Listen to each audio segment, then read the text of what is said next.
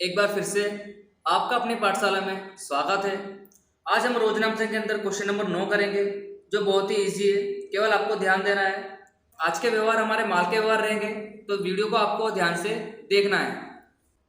यहाँ लिखा हुआ है, निम्नलिखित व्यवहारों को रमेश के रोजनामचा में लिखिए। ठीक है, हमें रमेश के बही में रोजनामचा लिखना है।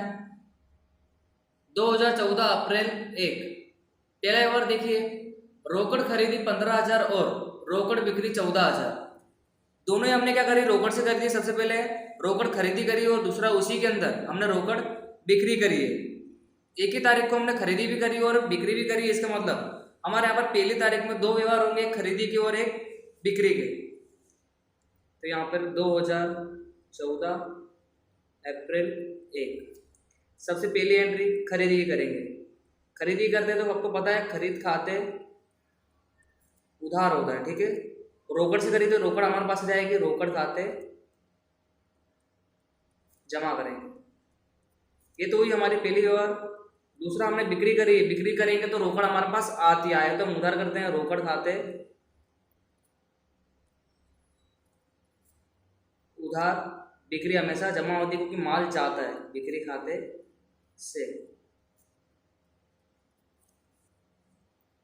15,000 15,000 ये खरीदी की रकम हो गई। बिक्री 14,000 14,000। तो ये एंट्री तो एकदम इजी थी। रोकड़ खरीदी थी, खरीद खाते उधार, रोकड़ खाते जमा। और दूसरी बिक्री की थी, बिक्री से रोकड़ आती आए तो उधार, रोकड़ खाते उधार, बिक्री खाते जमा। तारीख 5, रुपए 10,000 का निजी माल का स्टॉक धंधे में लाया। तो निजी माल का स्टॉक धंधे में लाता कौन है? धंधे का मालिक। इसका मतलब रमेश धंधे में अपना निजी माल का स्टॉक लाया है। अगर निजी माल का स्टॉक धंधे में आएगा तो आया तो हम उधार करेंगे, माल स्टॉक खाते उधार होगा। और निजी जो भी लाता है वो धंधे की क्या बनती है? पूंजी बनती है। ठीक है, आपको पता होगा। तो तारीख 5, माल स्टॉक खाते। तो ये सब इजी एंट्री इसलिए आपको पता होगी। और निजी माल का स्टॉक धंधे में आएगा तो पूंजी, और पूंजी हमेशा जमा होती है, पूंजी खाते जमा कर देंगे। ठीक है, 10,000। तो ये एंट्री भी आपको समझ में आएगी। आगे बढ़ते हैं। तारीख 7, रुपए 12,000 का माल हर्ष के पास से खरीदा। तो व्यवहार कैसा है? यहाँ पर उधार है क्योंकि रोकड़ शब्द का कोई उल्लेख नहीं है और व्यक्ति का नाम दिया गया है हर्ष। अगर हर्ष के पास से माल खरीदेंगे, ठीक है, तो माल हमारे पास आएगा, आए तो उधार करेंगे, खरीद खाते उधार। देने वाला व्यक्ति यहाँ पे हर्ष है, देने वाले व्यक्ति खाते हम जमा करेंगे, हर्ष खाते जमा। तारीख 7, खरीद खाते उधार, हर्ष यहाँ पे देने वाला, हर्ष खाते जमा कर देंगे। ठीक है, 12,000। आगे तारीख 10, हर्ष के पास से खरीदे माल में से आधा माल नुकसानी होने से वापस किया। एग्जाम्पल लेते हैं, अगर आपका ही माल अगर खराबी वाला निकल जाए, आपने जो खरीदा था, अगर आप वो वापस करोगे तो दुकानदार यहाँ पे लेने वाला होगा। तो हमने किसके पास से माल खरीदा था? हर्ष के पास से। तो यहाँ पर हर्ष लेने वाला बन जाएगा, हर्ष खाते उधार। अगर खरीदा माल वापस करते हैं तो खरीद वापसी खाते जमा लिखते हैं, आपको पता है। ठीक है, तो यहाँ पे एंट्री क्या बन जाएगी? हर्ष लेने वाला, हर्ष खाते हम उधार कर देंगे, और खरीदा माल वापस करेंगे तो खरीद वापसी खाते जमा हो जाएगा। ठीक है, इस प्रकार आधा माल, हमने इसके पास से माल खरीदा कितने का था? 12,000 का माल खरीदा था। 12,000 का आधा 6,000 और 6,000, इस प्रकार से। ठीक है, इसी एंट्री थी। तारीख 12, रमीला के पास से रुपए 10,000 का माल खरीदा, उसकी आधी रकम चेक से चुकाई। तो जो हमने क्वेश्चन नंबर 8 में 12वें नंबर का व्यवहार करा था, सेम टू सेम वैसा ही व्यवहार है यहाँ पर, कि हमने यहाँ पर माल खरीदा और आधी रकम चेक से चुका रहे। इसी एंट्री बन जाएगी एकदम। अगर माल खरीदेंगे तो हमारे पास माल आएगा, आए तो उधार करेंगे, पहली एंट्री खरीद खाते उधार। अब आप यहाँ पर ध्यान रखिएगा, हमने आधी रकम का चेक दिया है, चेक जाएगा तो जमा करेंगे, बैंक खाते जमा हो जाएगा। ठीक है, हमने यहाँ पे माल खरीदा है टोटल 10,000 का, हम केवल आधी रकम का चेक दे रहे हैं, इसका मतलब 5,000 का चेक दे रहे हैं। तो 5,000 अभी भी देना बाकी, किसको देना बाकी रहेगा? जिसके पास से खरीदा है, तो रमीला। तो रमीला खाते जमा कर देंगे। और वैसे भी रमीला यहाँ पर हमें माल देने वाली है, देने वाले खाते हम जमा करते हैं, 5,000 इधर लिखेंगे। ठीक है, सेम टू सेम व्यवहार था। अगर आपने क्वेश्चन नंबर 8 करा होगा तो आपको पता होगा कि उसके अंदर एक व्यवहार ऐसा था। ठीक है, तो खरीद खाते उधार, बैंक खाते से और रमीला खाते से, क्योंकि रमीला हमको माल यहाँ पर देने वाली है। केवल एक एंट्री यहाँ पे एक्स्ट्रा जुड़ गई है क्योंकि हमारा आधा व्यवहार कैसा है, रोकड़ है, इसलिए। तारीख 15, रमीला के पास से खरीदा माल 30% लाभ चढ़ाकर 10% व्यापारी बट्टा से मीता को बेचा। तो व्यवहार थोड़ा आपके लिए आईएमपी रहेगा। सबसे पहले आपको ये समझना है कि व्यवहार किस प्रकार का है। यहाँ पर व्यवहार उधार है। कैसे पता चला? कि व्यक्ति का नाम दिया और रोकड़ शब्द का कहीं उल्लेख नहीं है, तो व्यवहार कैसा बना, उधार।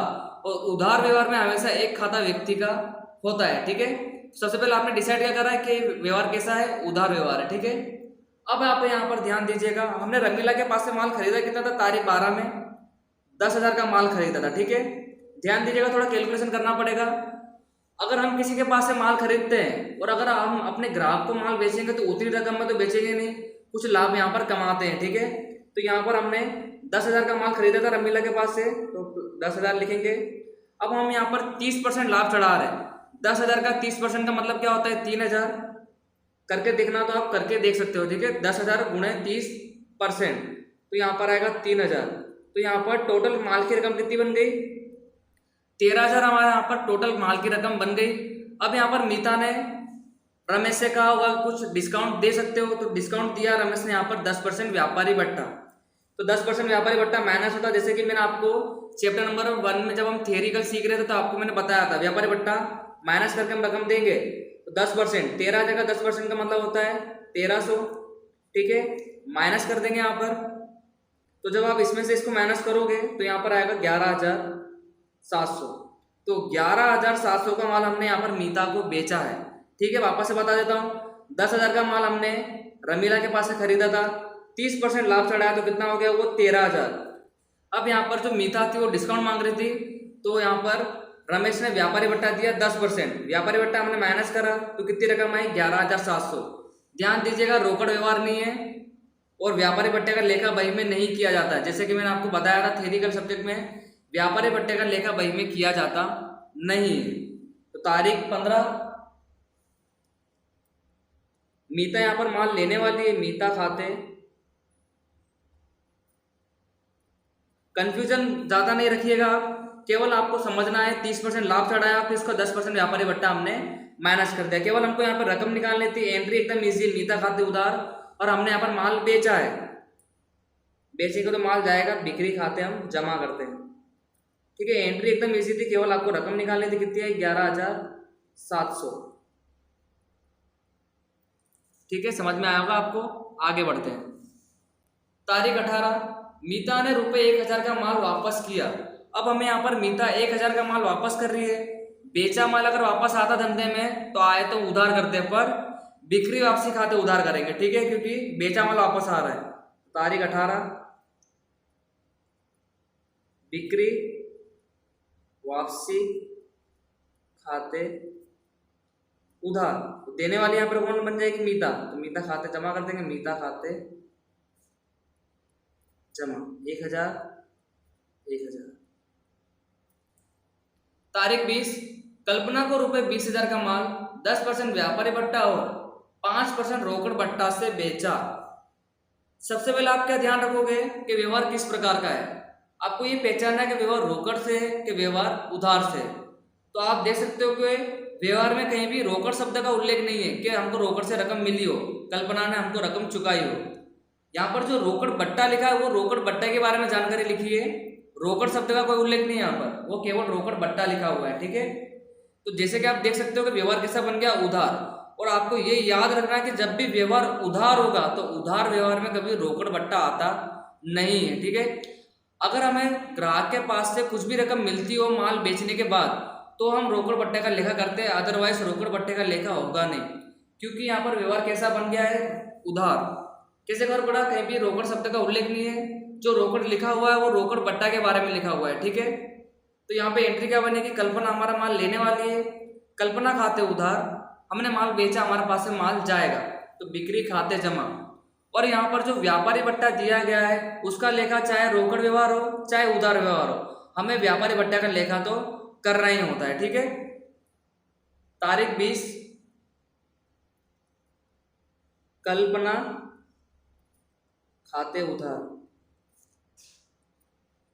क्या करेंगे? बिक्री खाते। ठीक है, क्योंकि व्यवहार कैसा है? उधार है। बिक्री खाते, और उधार व्यवहार में हमेशा व्यक्ति का नाम आता ही है। तो यहाँ पर भी आप रकम निकाल सकते हो आसानी से।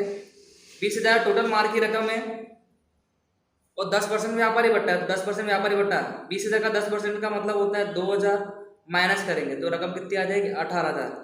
इसका मतलब हमने कल्पना को 18,000 का माल बेचा है। ठीक है। तो क्या कहा मैंने आपको? अगर व्यवहार उधार है तो रोकड़ भत्ते का लेखा कहीं होगा नहीं। तारीख 22, आग में रुपए 2,000 का माल जल गया, बीमा कंपनी ने 1,000 का दावा मंजूर किया। अब यहाँ पर आप थोड़ा ध्यान दीजिएगा, हमारा माल जल गया था। ठीक है, 2,000 का माल हमारा जल गया, पर 2,000 में से हमें बीमा कंपनी कितना दे रही है? 1,000 का दावा मंजूर कर रही है। अभी दिए नहीं है उसने, अगर दे देती तो हम रोकड़ खाते उधार कर देते। ठीक है, बट अभी उसने दिए नहीं, केवल मंजूर करे। इसका मतलब कभी ना कभी हमको रकम मिल जाएगी। और जैसा कि मैंने आपको लोन के ब्याज के व्यवहार हम कर रहे थे, तो लक्ष्मण का व्यवहार हमने करा था। अगर हमें किसी के पास से रकम लेनी बाकी हो, मिलने तो वाली है हमको इन फ्यूचर, पर अगर मिली नहीं है, मिलनी बाकी हो, तो उस व्यक्ति खाते हम उधार करते हैं। कृत्रिम व्यक्ति बीमा कंपनी, तो अभी रकम हमें मिली नहीं है, पर कभी ना कभी मिल जाएगी। ठीक है, सबसे पहले एंट्री रकम लेनी बाकी बीमा प्रीमियम से, तो बीमा प्रीमियम खाते उधार करेंगे। ठीक है। अब यहाँ पर हमारा माल जला कितने का था? 2,000 का, बट कंपनी हमें 1,000 रुपये दे रही है, तो एक्चुअल में नुकसान कितने का हुआ? केवल 1,000 का हुआ। ठीक है, और नुकसान हमेशा हम उधार करते हैं। तारीख 22, ध्यान दीजिएगा, बीमा कंपनी से रकम लेनी बाकी है, बीमा कंपनी खाते उधार।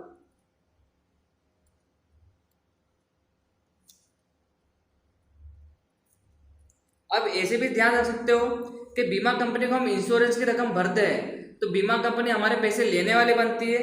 अभी उसने लाभ लेके रखा है, अभी हमको लाभ दिया नहीं है, लाभ लेने वाली बन रही है हमारी सेवा का, तो बीमा कंपनी खाते हम उधार करेंगे। आग से नुकसान खाते उधार। ठीक है, और लास्ट एंट्री मैंने आपको क्या बताई थी? अगर हमारा माल किसी अन्य प्रकार से धंधे में से चला जाता है, तो हम क्या लिखते हैं? उसको खरीद खाते लिखते हैं। तो खरीद खाते जमा करेंगे। ठीक है, हमारा माल जला कितने का था? 2,000 का। हमारा माल 2,000 का चला गया। ठीक है, बीमा कंपनी उसमें से कितना दे रही है हमको? 1,000, तो एक्चुअल में हमको नुकसान कितना हुआ? 1,000 का हो गया। ठीक है, तो इस प्रकार से हुई 22 नंबर की एंट्री। समझ में आई होगी आपको। तारीख 25, रुपये 500 का माल बरसात में भीग गया, जिसको बेचने से 200 रुपये मिले। हमको यहाँ पे लिखा है मिले, मिले सबसे रोकड़ आती है, रोकड़ खाते उधार। हमारा माल भीगा कितने का था? 500 रुपये का। इसका मतलब हमारा माल गया। अगर अन्य प्रकार से माल जाता है तो हम खरीद खाते जमा करते हैं, तो हमारा माल गया कितने का? 500 रुपये का। हमको मिल कितने गए बेचने से? 200 रुपये। तो एक्चुअल में नुकसान कितने का हुआ? केवल 300 रुपये का नुकसान हुआ। ठीक है, तारीख 25, रोकड़ मिली हमको बेचने से, रोकड़ खाते उधार। अब बरसात में हमको नुकसान हुआ है 300 रुपये का, तो बरसात से नुकसान खाते उधार। और हमारा माल अगर अन्य प्रकार से जाता है तो हम क्या लिखते हैं? खरीद खाते जमा लिखते हैं। ठीक है, माल हमारा भीग गया 500 रुपये का, बेचने से मिले हमको 200 रुपये, एक्चुअल में नुकसान हुआ 300 रुपये का। इस प्रकार से इजी एंट्री थी, सिंपल। आगे बढ़ते हैं। तारीख 27, रुपये 300 का माल नमूने के रूप में मुफ्त मिला। अगर हमको नमूने के रूप में मुफ्त माल मिलता है तो व्यवहार हमारे लिए एकदम इजी बन जाता है, क्योंकि हमें कोई और व्यापारी अपने माल के एडवर्टाइजमेंट कराने के लिए हमें माल मुफ्त में दे के चला गया, हमने बोला कोई बात नहीं दे दीजिए, तो व्यवहार धंधे में से कुछ पैसा गया नहीं, ऊपर से माल आ गया हमारे पास। ठीक है, अगर धंधे में से कुछ पैसे भी नहीं गए और व्यवहार हो गया हो तो कैसा व्यवहार बनता है? ये बिना आर्थिक व्यवहार। जैसे कि मैंने आपको बताया था कि अगर माल मुफ्त में मिलता है तो व्यवहार कैसा बनता है? ये बिना आर्थिक। तो तारीख 27 में कोई एंट्री होगी नहीं, आपको डायरेक्ट क्या लिखना पड़ेगा? बिना आर्थिक व्यवहार है, बिन आर्थिक व्यवहार।